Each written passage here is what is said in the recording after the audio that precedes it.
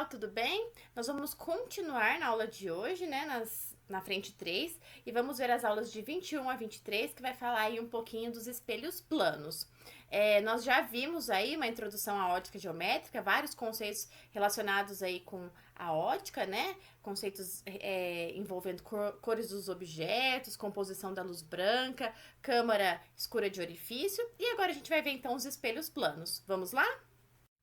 Então, nós vamos aí iniciar o estudo de espelhos planos falando das leis de reflexão.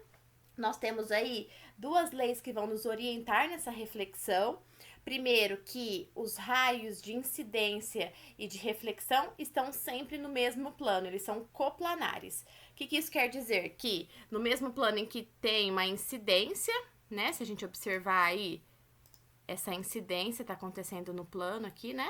Como essa superfície que nós temos aqui é um espelho, a gente vai ver o raio refletir e tudo vai ficar aqui coplanar, no mesmo plano.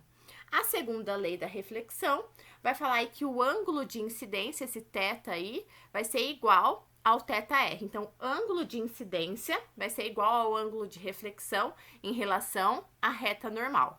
Quando a gente traça aí uma reta perpendicular à nossa superfície, ela é uma reta normal, e a gente vai ter, então, ângulo de incidência, né, o θ aí de incidência, igual ao θ de reflexão. Essa é a nossa segunda lei de reflexão. Então, para a gente treinar um pouquinho, né, essa lei de reflexão, as leis de reflexão, nós vamos fazer o primeiro exercício lá do Tetra, tá na página 593. Ele fala assim, ó, tem uma figura, né, tem duas superfícies que são espelhos, a E e a E'. E ele vai dar aí a incidência na superfície E, essa reflexão vai incidir com ângulo de 90 graus lá na superfície E'. Ele quer saber qual é o ângulo que forma entre os espelhos. Então, se a gente pensar aqui um pouquinho, que para formar um ângulo entre o espelho E e o espelho E', a gente tem que prolongar esses dois espelhos aqui, né? E a gente vai cair aí, ficar bem... Tá bem mais ou menos meu desenho, mas só para vocês verem que vai cair num triângulo, tá? Então, se eu prolongar o E e o E', eu vou cair aí num triângulo. Se a gente observar que, pelas leis de reflexão que nós acabamos de estudar, os ângulos que nós temos, ó, ele quer saber esse ângulo aqui, que eu vou chamar de alfa. Nós sabemos que a incidência no espelho E é de 30 graus, isso quer dizer que a reflexão também é de 30 graus. Pela segunda lei de reflexão, os ângulos têm que ser iguais. Se aqui a gente tem né, 30 graus, para dar essa voltinha aqui, formando 90 com a normal, aqui tem que ser 60. Então, eu já sei um dos ângulos de dentro desse triângulo. Se aqui, ó, é 90, aqui também tem que ser 90 para dar 180 essa voltinha. Então, eu já sei o segundo ângulo. A soma dos ângulos internos de um triângulo tem que dar 180. Então, eu tenho 90 com 60. Para chegar em 180, esse alfa aqui só pode ser 30 graus. Então, a gente consegue aí achar esse ângulo formado entre os dois espelhos a partir, né, dessas associações com os ângulos de incidência e reflexão. Nós vamos fazer também o exercício 2 lá do Tetra, que também está na página 593, e ele vai falar aí que tem uma figura, né, tem um espelho, que é esse espelho aí de E até D, lembrando que esses risquinhos aqui mostram a parte de trás do espelho, então a superfície aqui da frente, ela é refletora, né, toda essa superfície aqui de E até D, desse lado de dentro da figura é refletora, e a gente tem aí, ele fala que um raio de luz parte de A e atinge a C por reflexão. Então, para atingir, saindo de A, para atingir C por reflexão, ele tem que bater no espelho e ser refletido lá em C, mais ou menos assim. E aí, ele quer a distância em centímetros entre o ponto de incidência do raio de luz, então, entre esse ponto aqui, até o ponto D. Então, ele quer esse pedacinho aqui que é X. Se você desenhar bonitinho aí no seu desenho, você vai ver que esses dois triângulos aqui, eles são semelhantes. A gente tem aí o ângulo de 90 graus, né, entre eles, tem uma semelhança entre os ângulos aí, né? Então, a gente pode comparar esses dois triângulos. E aí, ó, ele fala que de E até D é 48. Se esse pedacinho aqui é X, aqui vai ser 48 menos X. Aí, eu posso comparar, ó, esse pedacinho 48 menos X com X, o que a gente tem aqui embaixo, ó, de 50 com 25. Aí, a gente vai achar qual é esse pedacinho X. Então, vai ficar assim, ó, 40... Isso por semelhança de triângulo, tá? O meu desenho tá bem ruinzinho, mas você desenhando aí vai ficar melhor. Então, esse lado com esse lado. O lado lá de baixo que é 50 com 25. 50 dividido por 25, aqui vai dar 2. Aí, eu vou passar multiplicando lá, ó. Vai dar 96 menos 2x. Vai ser igual a x. Passa x tudo para um lado, vai ficar 3x é igual a 96. Opa. Então, x vai ficar 96 dividido por 3, que vai dar 32. 32 aí, como tá tudo em centímetros, é centímetros. Então, aqui a gente só fez também, pensando aí, né, nos triângulos formados pela reflexão que vai haver nesse esquema que ele montou aí pra gente. Nós faremos também, para treinar as leis de reflexão, o exercício 3, lá do Tetra, que tá lá na página 593.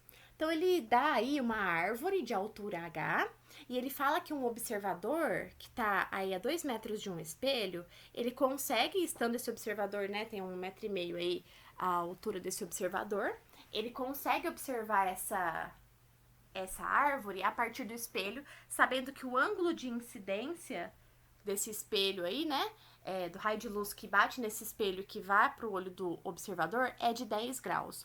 Ele quer saber essa altura H aí, né, com esse esquema todo, sabendo que a distância que esse observador tá da árvore, né, é 18 metros. Ele quer saber qual vai ser, então, a altura dessa árvore. Então, se a gente fechar aqui, ó, esse triângulo, mais ou menos, né? Vixe, bem mais ou menos. Enfim, fechamos aqui o triângulo. Se a gente fechar aqui, se a gente observar esse pedacinho aqui que eu vou chamar de X, se eu quero essa altura H, ó, vocês concordam que dá pra gente pegar esse 1,5 metro mais esse pedacinho aqui que eu vou chamar de X', mais, que aí dá esse pedaço aqui pra baixo, né? Mais esse X vai dar nossa altura H. Então, se eu achar o valor de X e o valor de X', acabou. Eu consigo somar com 1,5 metro e saber a altura aí da nossa árvore. O que nós temos? Nós temos um ângulo de 10 graus aqui. Se a gente pegar esse lado aqui, se eu pegar a tangente desse ângulo de 10 graus, ó, a tangente de 10, o que é tangente? Cateto oposto por cateto adjacente. Então, a gente vai ter aí, ó, o cateto oposto vai ser o nosso X, e o cateto adjacente é a parte toda lá de baixo, que se eu pegar 18 com 2, vai dar 20. Ele deu o valor aí de tangente de 10, ele falou que é 0,18, então, vou substituir aqui, ó, 0,18 é igual a x dividido por 20. Vou passar esse 20 multiplicando, vai dar 3,6. Então, o x vai ser igual a 3,6 metros. Nós já achamos o pedacinho lá, então, né? Correspondente a esse x aqui. Só pensando no triângulo que foi formado e sabendo desse ângulo. Como o ângulo de incidência é de 10 graus, o ângulo de reflexão, pela lei de reflexão, tem que ser 10 graus também. E aí, ó, tendo um ângulo de 10 graus aqui, eu consigo achar esse x' também pela tangente, ó. Então, a gente vai de novo, ó, a tangente de 10 vai ser igual agora, para o triângulo menor, o x', dividido aí, o pedacinho aqui, ó, vai ser de 2. Então, vai ser 0,18 vezes 2, vai dar 0,36. 0,36 metros. Tá aqui. Somando x, que tá aqui, com x' que tá aqui, com mais 1,5 m que tá aqui, eu tenho esse valor inteiro da altura da nossa árvore. Então, vai ficar aí, ó, 3,6. Eu vou usar esse 0,36 como 0,4 já, aproximar, para ficar mais fácil a nossa conta aqui, tá? E no resultado ele fez essa aproximação também. Mais 1,5, a altura da nossa árvore vai dar 5,5 metros. Essa alternativa aí é a letra C de coração. Então, dá pra gente perceber o quanto é importante pensar nessas semelhanças de triângulo, pensar que agora a gente tá trabalhando com graus, então a gente vai ter que lembrar de algumas relações aí, né, trigonométricas em relação à posição aí desses ângulos e pensar também nas leis de reflexão. Outra coisa muito importante que nós temos aí nos espelhos são algumas propriedades. Nós vamos trabalhar aí com as propriedades, né, em relação à formação da imagem. A gente tem aí uma simetria entre o objeto e a imagem. Essa simetria, ela vai gerar uma imagem que a gente chama de enantiomorfa, que é uma imagem que tem simetria, né, é simétrica, mas não se sobrepõe, a gente não tem sobreposição. O objeto está na frente do espelho, a imagem formada está atrás do espelho, então ela é sempre virtual por conta disso, e o tamanho da imagem vai ser igual ao tamanho do objeto. A distância que o objeto está do espelho vai ser a mesma distância que a imagem estará para trás do espelho. Isso é muito importante na resolução de exercícios, ok? Quando a gente pensa aí nessa questão de ser enantiomorfa, de não se sobrepor, se a gente pegar aí o objeto e a sua imagem, se a gente tentar colocar um em cima do outro, não tem essa sobreposição, porque a gente tem o que a gente chama de imagem espelhada ou imagem enantiomorfa. Outra propriedade muito importante é a propriedade de campo visual.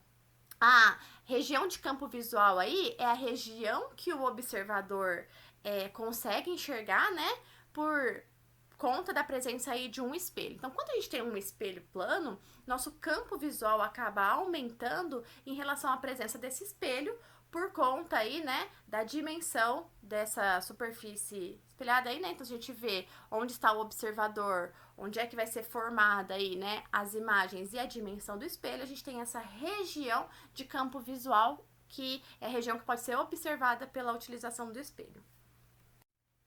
Outra informação bastante importante, né, outra propriedade bastante importante é a propriedade de translação. Translação é modificar a posição do espelho. Então, se a gente observar aqui, né, lembrando que eu não estou rotacionando aí o espelho por enquanto, estou só mudando ele de posição, sem mudar aí, né, a orientação dele. Então, se a gente tem um objeto que está a uma distância de 2x desse espelho, a sua imagem vai ser formada também a uma distância 2x. Se eu caminhar com esse espelho agora, uma distância de 1x, o meu objeto passa a ter uma distância de 3x aí do seu espelho, da posição do espelho. E a imagem precisou se deslocar 2 vezes essa distância para trás para manter, para respeitar a mesma distância que nós temos agora, né, do objeto em relação ao espelho. A imagem tem que manter essa mesma relação entre o espelho e a sua formação. Então, se o espelho anda x, né, uma distância x, a imagem tem que andar uma distância de 2x. Isso interfere na velocidade que nós vamos ter aí, a velocidade de translação do espelho e da imagem. Se a gente observar aqui, a gente tem aí, né, em relação ao objeto, a nossa imagem caminhou 2 vezes e ela, né, caminhou esse espaço no mesmo intervalo de tempo que o espelho caminhou uma distância só, a velocidade da imagem, então, aí, né, em relação ao seu objeto, vai ser o dobro da velocidade do espelho. Se a gente for ver em relação ao espelho, né, a velocidade aí, né, ela vai ser igual em relação ao espelho. Então, a gente tem que sempre observar se a gente está analisando a velocidade em relação ao objeto ou em relação ao espelho. Se for em relação ao objeto, como a imagem anda o dobro do espaço no mesmo intervalo de tempo, a sua velocidade tem que ser o dobro.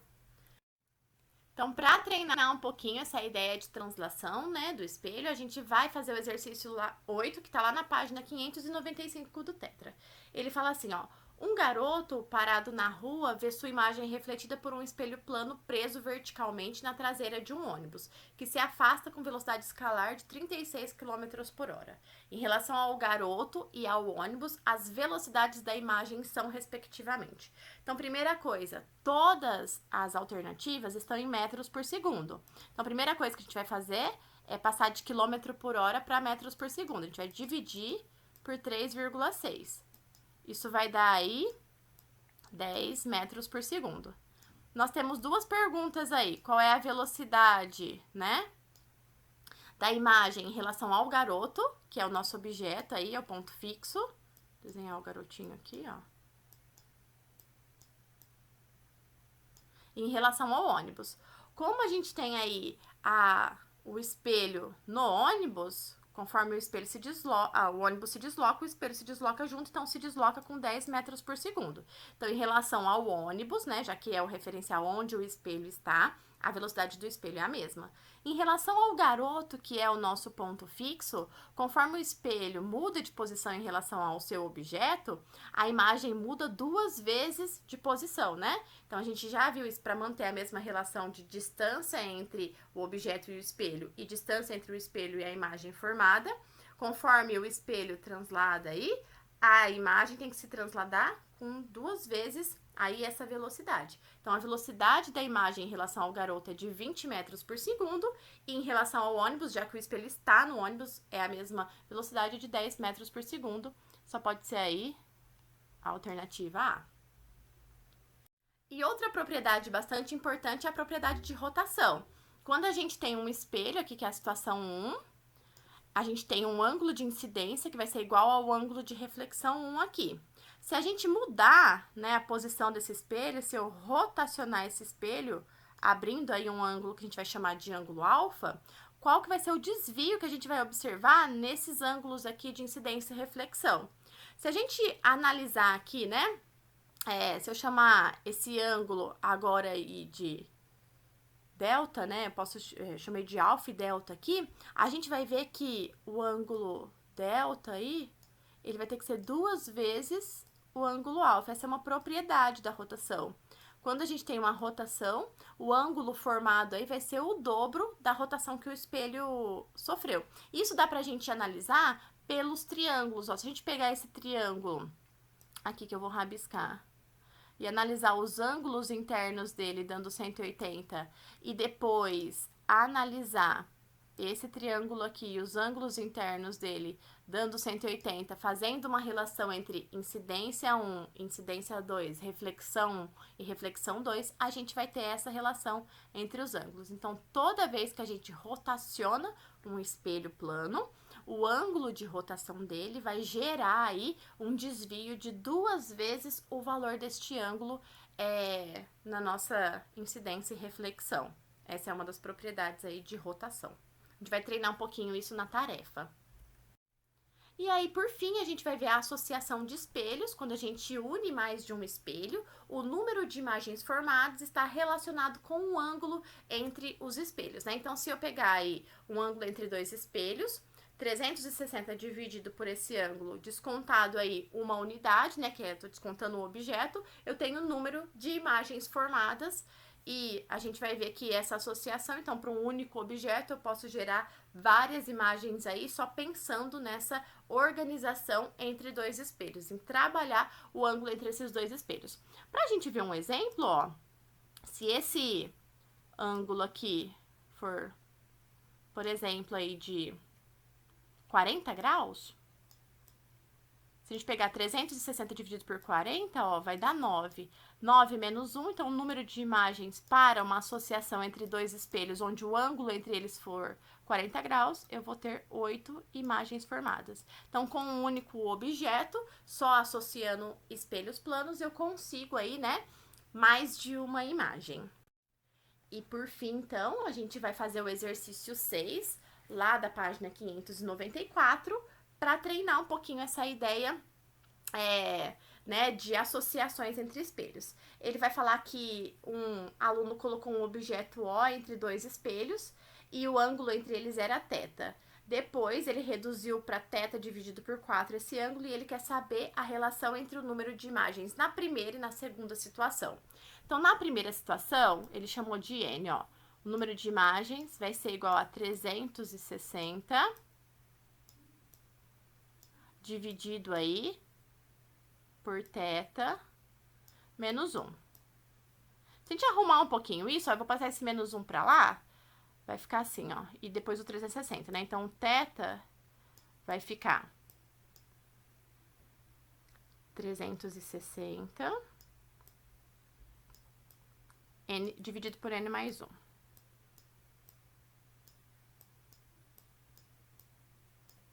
Vou guardar essa informação. Na segunda situação, ele chamou de m o número de imagens formadas, porque ele mudou o ângulo agora.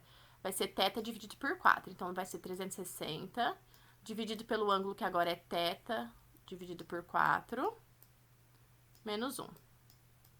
Para arrumar isso aqui, eu vou passar esse menos 1 para lá, ó. E quando eu tenho uma divisão com uma fração, eu posso multiplicar pelo inverso. Vai ficar assim, ó. M mais 1 vai ser igual a 4 vezes 360 dividido por θ. Eu só multipliquei pelo inverso aí, que é 4 dividido por θ, né? Aí, se eu arrumar isso aqui, ó, esse θ, então vai ser 4 vezes 360. Eu não tô fazendo essa conta porque vai ficar mais fácil de eu cortar depois, tá? Dividido aí por m mais 1.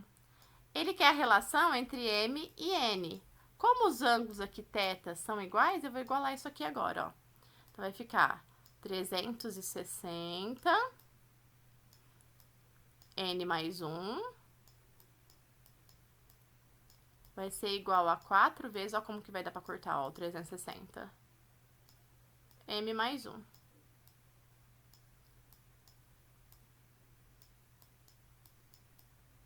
pegar outra cor aqui pra ficar melhor. Vou pegar azul. Vou cortar 360 com 360, multiplicar em cruz, ó. Vai ficar M mais 1 vai ser igual a 4n mais 4. Como todas as respostas estão m em relação a n, eu vou passar esse 1 aqui para isolar o m, ó. Vai ficar m, vai ser igual a 4n mais 4 menos 1. Que no final vai dar m é igual a 4n mais 3. Então, aqui a gente só usou aí a propriedade, né, do espelho em relação a associações de espelhos planos. E a alternativa aí é a alternativa A de Amandita. Bom, esses foram os conceitos desta aula. Espero que vocês tenham aí aproveitado cada um dos exercícios e das nossas discussões. Qualquer dúvida, a gente pode aproveitar o espaço da resolução da tarefa da próxima aula. E também os espaços aí em relação ao plantão, mandem as dúvidas de vocês. A gente tem vários canais de comunicação para isso. Os conceitos dessa aula estão lá nas páginas 242 até a 247 do Tetra 2. E eu vou deixar como tarefa os exercícios 1 e 2 do Revisando e os exercícios 1, 3, 8, 10 e 15 dos propostos. Nossa, Amanda, quanto exercício de tarefa! Como espelhos planos trazem aí conceitos simples, os exercícios não são difíceis. São exercícios para treinar mesmo, faça com bastante carinho. Bons estudos, até a próxima. Tomem cuidado aí, né, em relação à reflexão. Vai que você tem um superpoder, não vai esquecer que a gente tem uma propriedade bastante importante dos espelhos planos aí, que é a reflexão. Pra finalizar, né, nosso coraçãozinho aí, um beijo, tô morrendo de saudade de vocês e a gente se encontra muito em breve.